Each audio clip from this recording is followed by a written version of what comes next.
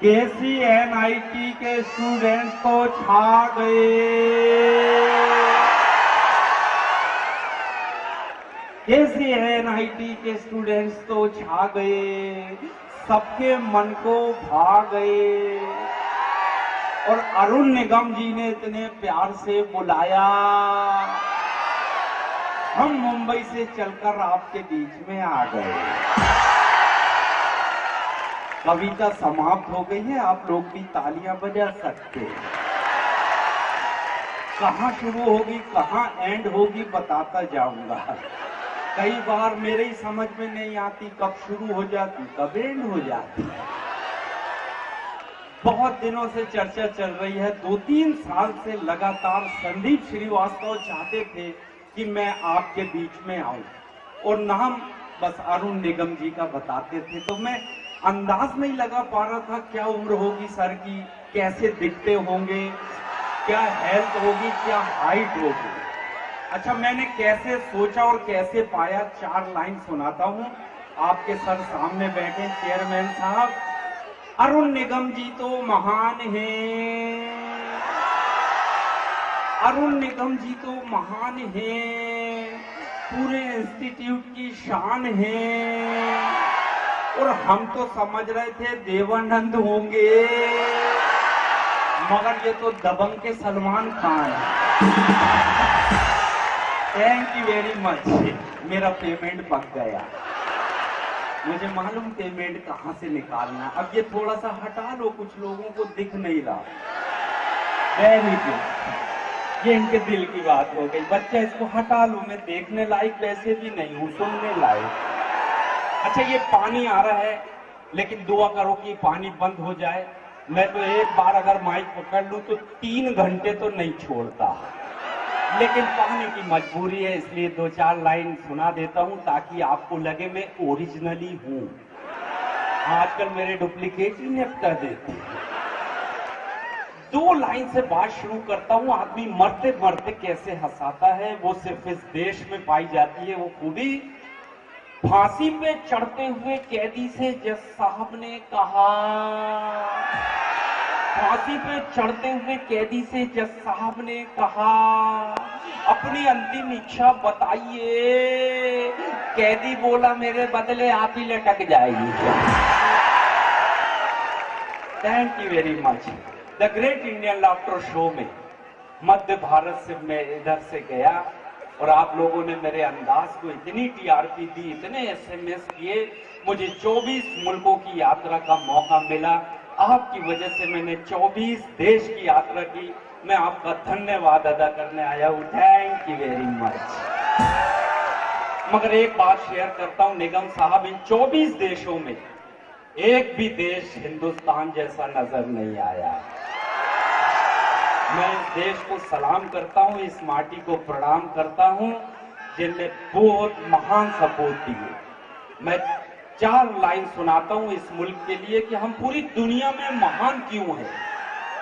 यहाँ चेहरे नहीं इंसान पढ़े जाते हैं, यहाँ चेहरे नहीं इंसान पढ़े जाते हैं, मजहब नहीं ईमान पढ़े जाते हैं। और ये देश इसलिए महान है दोस्तों, यहाँ एक साथ गीता और कुरान पढ़े जाते हैं,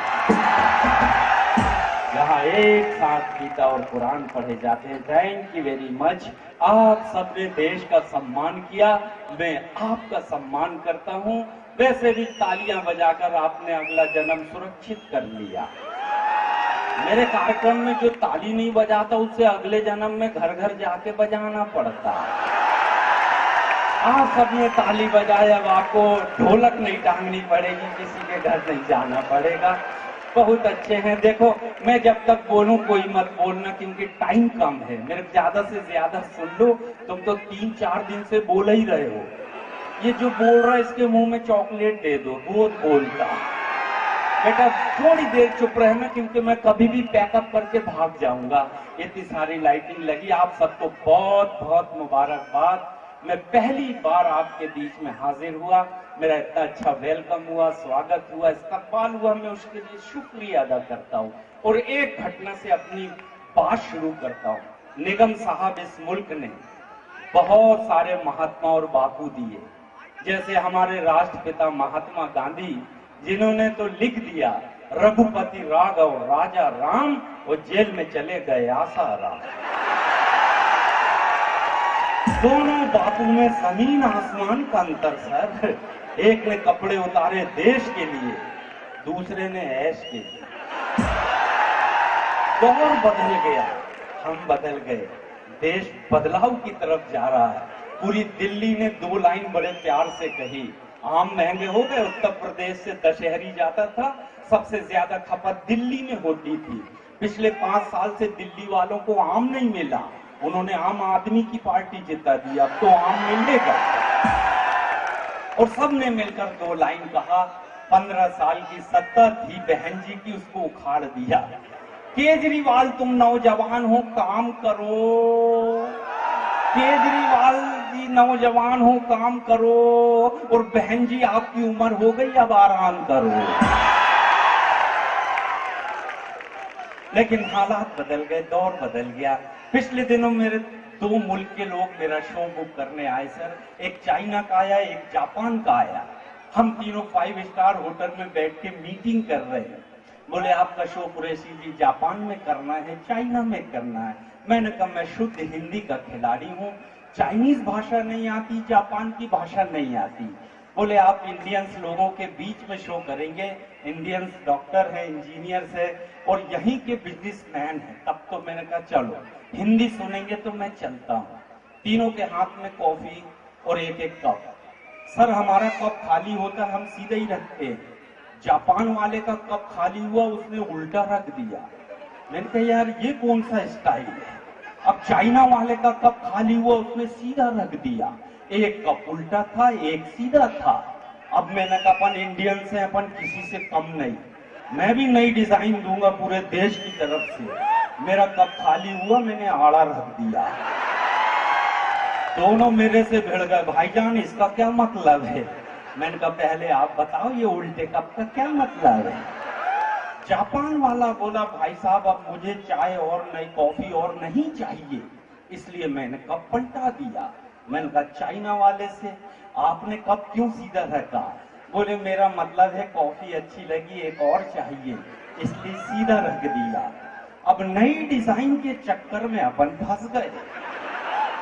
मगर सर देश की इज्जत खतरे में थी, मैंने देश की इज्जत बचाने की कोशिश की। और मेरा जवाब सुनकर यहाँ से लेके वहां तक आप सबको लगे देश की इज्जत बच गई, तो देश के लिए ताली बजाना।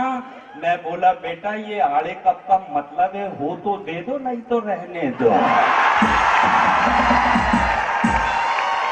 Thank you very much. बहुत अच्छे नौजवान बच्चे हैं, ये देश का भविष्य है, मगर मेरा वर्तमान बिगाड़ सकते हैं। एक तो पानी वहां, ऊपर वाला सांस नहीं ले रहा है, नीचे वाला भी बहुत चिल्ला रहा है। लेकिन अभी मुंह बेटा बंद रखना, थोड़ी देर में कुछ खास बात बता दूं ताकि आप सबको लगे मैं ओरिजिनली हूँ। दादाजी ये क्यों भटकती आत्मा, किसको बिठा रहे, खड़े कर रहे। अरे रहने दो, अब जो जहाँ हैं खड़े हैं बैठे हैं उनको सुन लेने दो। कैमरामैन बहुत बढ़िया है, अलग अलग स्टाइल से ले रहा है। और मैं बताऊं दुनिया का सबसे अच्छा कैमरामैन कौन होता है। निगम सर, दुनिया का सबसे अच्छा कैमरामैन वो होता है जिसे बचपन से दूसरे के घरों में झांकने की आदत हो।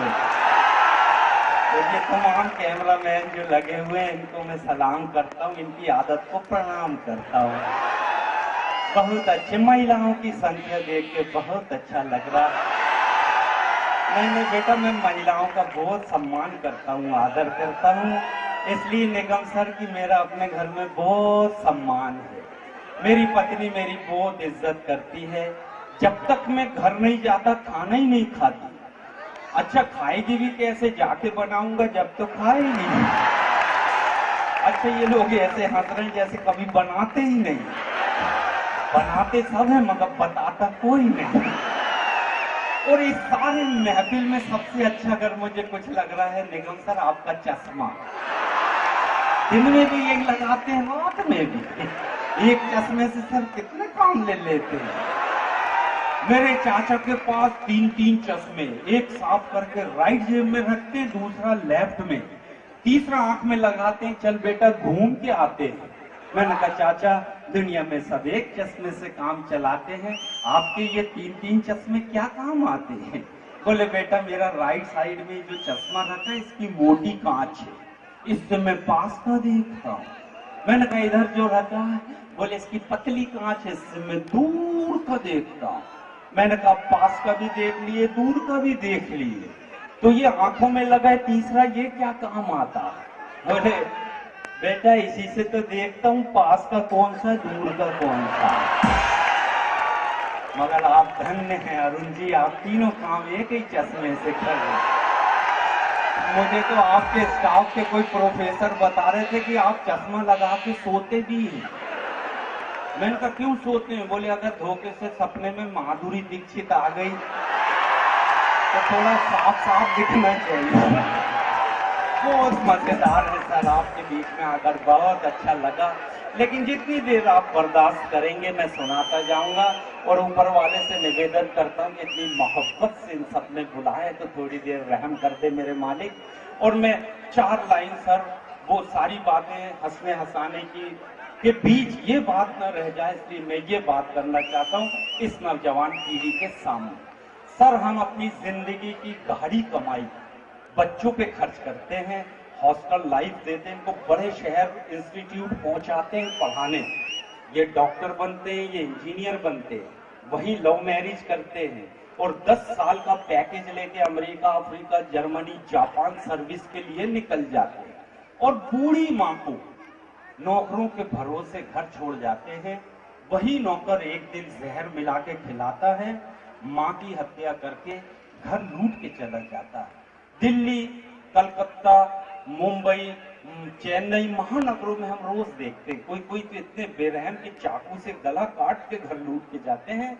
उन बदतमीज बच्चों के लिए जो माँ का साथ छोड़ के जाते हैं, 4 लाइन बोलना चाहता हूँ। उसकी दुआ कभी खाली नहीं जाती, उसकी दुआ कभी खाली नहीं जाती, बद्दुआ उसकी कभी टाली नहीं जाती। एक माँ 4 बच्चों को पाल लेती है, 4 बच्चों से एक माँ पाली नहीं जाती। एक माँ 4 बच्चों से एक माँ पाली। Thank you very much. माँ की दुआ लेके जाना, जहाँ जाना माँ को साथ ले जाना, क्योंकि माँ ने जो तकलीफ सही है वो कभी नहीं सहन कर सकते। बहुत बहुत शुक्रिया, लेकिन फिर भी मौसम साथ नहीं दे रहा है, आप साथ दे रहे हैं, इसलिए मैं चाहता हूं सर बहुत बहुत शुक्रिया, आप बड़े प्यार से सुन रहे हैं, इसलिए मैं 2-4 बातें आपसे करना चाहता हूं। सर ये किसानों का देश है, 70% लोग किसान हैं, गांव में रहते हैं, उनकी महिलाएं नदी में जाती, कपड़े धो के वापिस आती।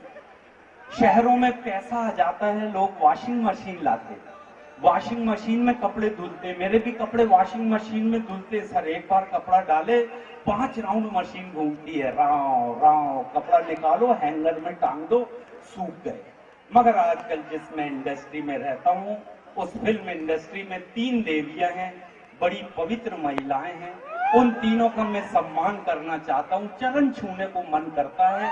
उन 3 महिलाओं में सबसे पहली है मल्लिका शेरावत, दूसरी है राखी सावंत और तीसरी है बीना मलिक। सर इनके कपड़े मिक्सी में ही धुल जाते हैं, होते ही इतने बड़े हैं, पहले उसी में जूस निकालती, फिर कपड़े डालती, कपड़े भी धुल जाते हैं। मिक्सी में 2 in 1 डबल काम लेती है। मगर सर इन लोगों को देखो, हम पसीना पोंछने के लिए रुमाल लेते हैं, हम पसीना पोंछते, मल्लिका रुमाल खरीदती कपड़े सिलाने के लिए, दर्जी के पास गई रुमाल लेके, भाई साहब मेरा सूट सिल दो। दर्जी बदमाश था, बोला बहन जी बाकी का कपड़ा बचेगा तो क्या करूंगा? बोले बच्चे की मैटर सी लेना। ऐसी ऐसी महिलाएं, इसलिए उन महिलाओं को समर्पित गाने भी वैसे ही बनते हैं। मल्लिका शेरावत तो छा गई, मल्लिका शेरावत तो छा गई, सबके मन को भा गई। इधर मुर्गी बैठी अंडों में, और रजिया फंस गई गुंडों में। उनको सर गाने ऐसे मिलते हैं, इधर मुर्गी बैठी अंडों में, रजिया फंस गई गुंडों में। मल्लिका जी यदि हर फिल्म में इस तरह कपड़े उतारोगी तो मुसीबत के पहाड़ टकराएंगे। आपको देखकर बाबा रामदेव नहीं, गुंडे ही सीटी बजाएंगे। और आप सबकी तरफ से कहना चाहता हूं आखिरी 2 लाइन मल्लिका के लिए। मल्लिका जी चाहे जितना पैसा कमाओ, मल्लिका जी चाहे जितना पैसा कमाओ, मगर भारतीय संस्कृति को मिट्टी में तो मत मिलाओ, भारतीय तहजीब को मिट्टी में तो मत मिलाओ। Thank you very much. आपने मेरा सम्मान किया, मैं आपका सम्मान करता हूं। आपने हास्य के साथ साथ एक गंभीर कविता भी बर्दाश्त की, बहुत बहुत शुक्रिया। बहुत बीता, ये पूरा स्टाफ सामने बैठा है, कैमरामैन बहुत ईमानदार, पढ़ मैं रहा हूँ और ले सामने से रहा, उसको भी मालूम पेमेंट कहाँ से मिल रहा। तो सर की लेना ये, अरुण सर इधर बैठे, वो खुद ही नहीं जानता पेमेंट किधर से मिल रहा। अच्छा, महिलाएं भी जोड़े से आ गई हैं, महिलाओं का भी जोड़ा बनता, ये अच्छे संस्कार नहीं है। पुरुष जोड़े से खड़े, इधर भी जोड़ा पुरुषों का खड़ा, इधर महिलाएं जोड़े से आ रही। चल बहुत अच्छा लगा। मैं 4 लाइन फिर बहुत जल्दी में सुना देता हूँ ताकि आपको लगे। और सर भविष्य में कभी बुलाना, इतने अच्छे बच्चों के बीच में इत्मीनान से आऊंगा, और जब मौसम अच्छा होगा तब सुनाऊंगा। लेकिन आज तो मैं जाते जाते कुछ चीज आपसे शेयर करना चाहता हूँ। आप बहुत प्यारे हैं। एक मरीज डॉक्टर के पास गया, डॉक्टर साहब सांस लेने में तकलीफ होती है, सांस लेने में तकलीफ होती। बोले तू उठता कितने बजे है? बोले सर सुबह 10 बजे नींद खुलती है। डॉक्टर साहब बोले बेटा इस मुल्क में सुबह 5 बजे उठ के बाबा रामदेव के भक्त सारा ऑक्सीजन सोख लेते, 10 बजे तो कार्बन डाइऑक्साइड ही मिलता। तू जल्दी उठ, फायदा होगा। उनके कहने से दूसरे दिन वो 3 बजे रात में ही उठ गया, मॉर्निंग वॉक को चला। 2 गुंडे आए, चाकू अड़ाए, पर्स छीन के ले गए। ये बाबा के पास आए, बाबा आपने बोले जल्दी उठो फायदा होगा, मेरी तो जेब कट गई, पर्स लेके भाग गए। बोले बेटा मैंने बोला था जो पहले उठेगा उसे फायदा होगा, वो दोनों तेरे से पहले उठे, फायदा उनको होगा। गजब के फार्मूले, बाबा ने ऐसे फार्मूले दिए। किसी गार्डन में बैठो, ऐसा लगता है पूरी बस्ती के सांप चेयर के नीचे आ गए। अपन सुकून से ठंडी सांस लो, आवाज आती, उचट के देखो आदमी आसन लगा के बैठा। बाबा ने बहुत से आसन सिखाए, महिलाओं को एक बहुत प्यारा आसन दिया। बॉम्बे से हमारी फ्लाइट चली लखनऊ तक, 2 घंटे लगे। पूरे 2 घंटे मेरे आगे की सीट A, B, C, 3 महिलाएं बैठी, तीनों नाखून घिसते आई। 2 घंटे तक उतरते समय पूछ लिया बहन जी माफ करना, इससे क्या होता? बोले बाबा रामदेव ने बोले हैं बाल लंबे होते, घने होते, काले होते हैं। चौथी महिला पीछे बैठी रुमाल से मुंह छुपा के। मैंने कहा बहन जी आपको बाल लंबे नहीं करने, काले नहीं करने, नाखून नहीं घिसती? बोले बेटा 6 महीने घिसी, मूछ निकल आई,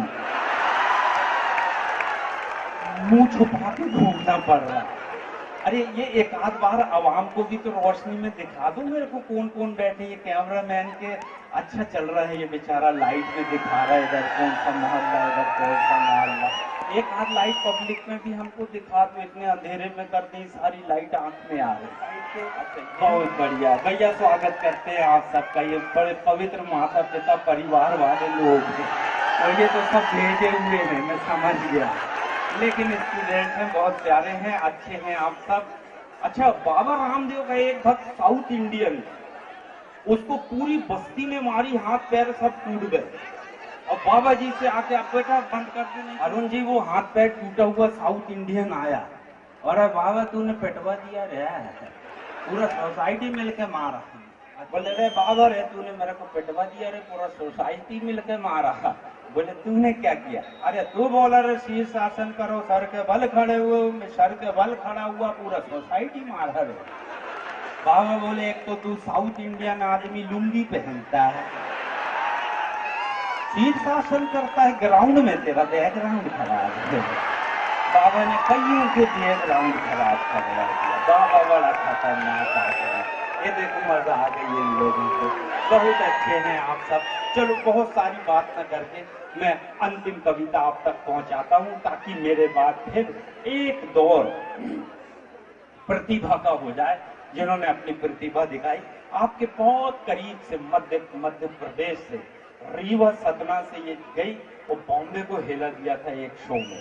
ये सब आपका आशीर्वाद था और आज आपके बीच में आई है। देखो मालिक ने थोड़ा थोड़ा सुन लिया, हाँ थोड़ा सा राहत मिल गई कि आपसे मेरी बहुत सारी बातें हो सकी। सर अरुण सर, 15 अगस्त आया, पूरे देश ने स्वतंत्रता दिवस मनाया, मैंने भी मनाया, मगर मेरा अंदाज अलग था।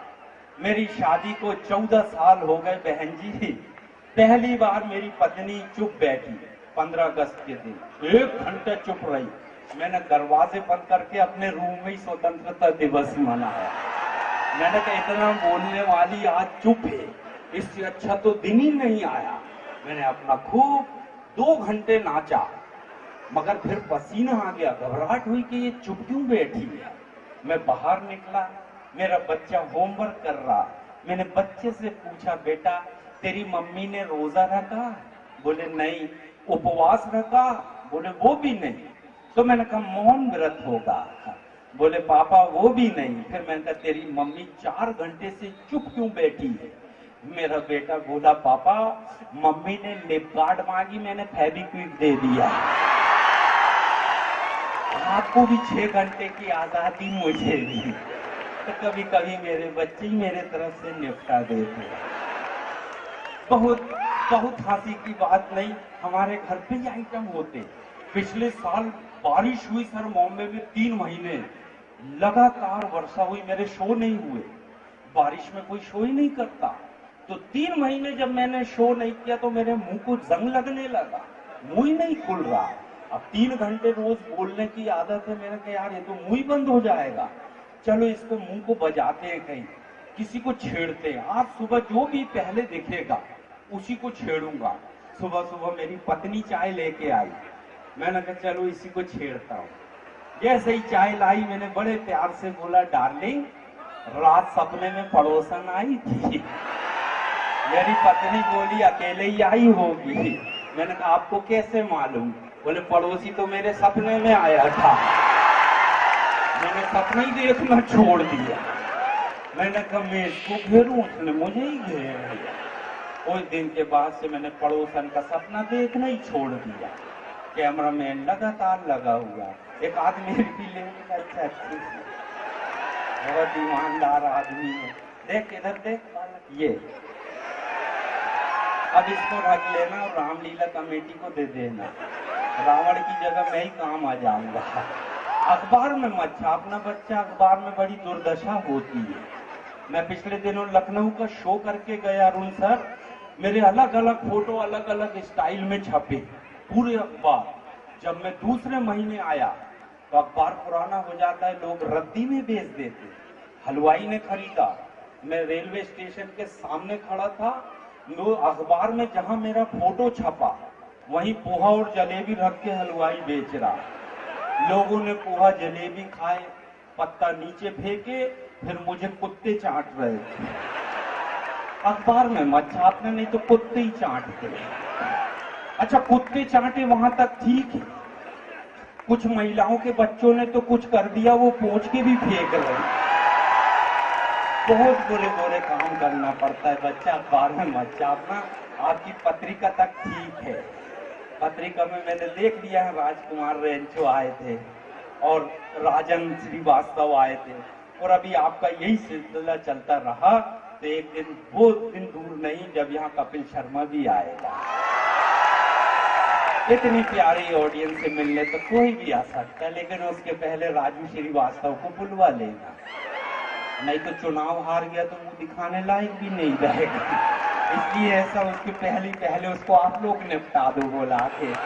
भैया मैंने कहा तू काहे हो गया राजनीति में, कपिल ने शो डाला, उतने ही करोड़ तू उधर डाल रहा, अपन भी शो डाल लेते। आजकल तो सब अपने अपने शो डालो और अपनी अपनी दुकान चलाओ। बहुत अच्छे हैं आप सब। सिद्धू जी मुझे, अच्छा जी ब्रेक लेना है? नहीं, मेरे को इशारा कर देना संदीप जी, जहां बंद करना। ये कौन बोल रहा है बीच में हेलो? अच्छा, किसी ने पीछे से बोला, कौन है पीछे? चल, बहुत अच्छी जमात, बहुत अच्छी है सर। इतने दुनिया में मैं बहुत से म्यूजिशियन देखता हूँ, मगर ये जो इनका ग्रुप है, मैं सलाम करता हूँ। एक बार इनके लिए ताली बजा दीजिए। और ये ढोलक वाले को बहुत प्यार करता हूँ सर मैं। ये पत्नी को तो घर में पीट नहीं सकता, ये ढोलक से बदला लेता है। तो ये छोड़ के दोनों गाल समझता है, दोनों साइड से चटाचट 3 घंटे बाद खूब पीता है, तो सोता है। तो बढ़िया, दिल के अरमास मुंह में बह गए, हम जाने क्या क्या कह गए, लोड मत लेना। बहुत प्यारे हैं ये तो, कई पत्नियां रखा इसने तो। इधर भी पड़ोसन को भी, साली को, सबको बजा रहा। बहुत अच्छा है ये, तो बड़े अच्छे हैं आप सब। फिर मैं एक बात आप सबसे शेयर करना चाहता हूँ। मेरे बाजू में एक किसान है सर गांव में, उसने अपने बच्चों का बंटवारा किया, किसी को खेत दिया, किसी को खलियान दिया, लेकिन छोटे बच्चे को क्या मिला? उसने सिर्फ 2 लाइन कहा, किसी के हिस्से में घर आया, किसी के हिस्से में दुकान आई, किसी के हिस्से में घर आया, किसी के हिस्से में दुकान आई, मैं घर में सबसे छोटा था, मेरे हिस्से में माँ आई। मैं घर में सबसे छोटा था, मेरे हिस्से में माँ आई। और आप सबको इसलिए बधाई, आपने माँ के नाम पर ताली बजाई। Thank you very much. धार्मिक ग्रंथों में लिखा है, मजहबी किताबों में लिखा है, माँ के कदमों में जन्नत है, माँ के चरणों में स्वर्ग है। बाप की कोई गारंटी नहीं। हाँ, तो इसका मतलब नहीं बाप को कूटो, माता पिता दोनों का सम्मान करना। और आ जाओ प्यारे, कहाँ है संदीप? संदीप अगला कार्यक्रम चला लो, मैं अगली बार भी आ जाऊंगा। बहुत अच्छा। और सुनो, ये संदीप के लिए एक बार ताली बजा दें। और सृष्टि, ये सृष्टि है, इसने बड़े प्यार से मुझे बुलाया। मैं किसी का कर्ज नहीं रखता, मैं 2 लाइन सृष्टि की वापिस करके वापिस जाता हूँ। मुझे सुनना और सृष्टि को देखना, क्योंकि हम दोनों सुनने ही लायक हैं, देखने लायक तो सृष्टि से। सृष्टि जी, सृष्टि जी, सृष्टि जी, सृष्टि जी, आपके चेहरे पे हंसी, आंखों में नमी है, आपके चेहरे पे हंसी, आंखों में नमी है। आप टाटा का नमक खाएं, आप में आयोडीन की कमी है।